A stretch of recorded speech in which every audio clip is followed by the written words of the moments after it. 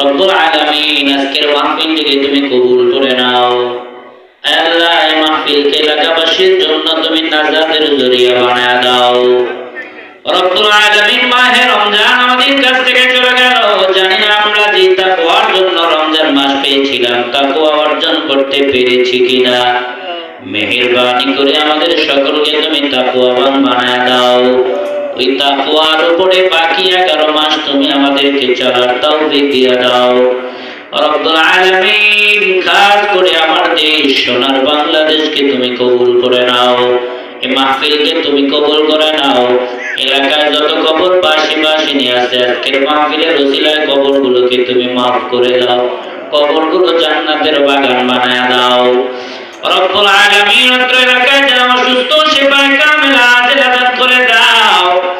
আল্লাহ যার যত হাজত আছে তোমার গায়েবী খাজানা থেকে পূরণ করে দাও।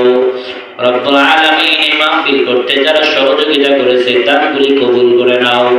টাকা পয়সা নাই যারা দোয়া করেছে তাদেরকেও দানের সওয়াব দান করে দাও।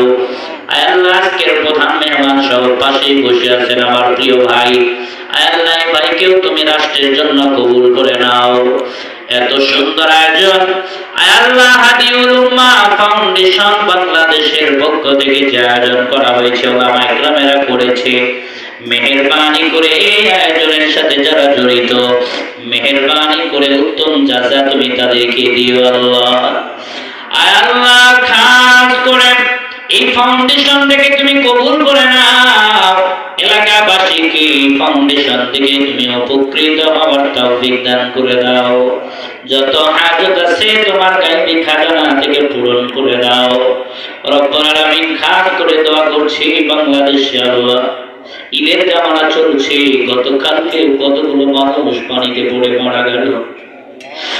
আল্লাহ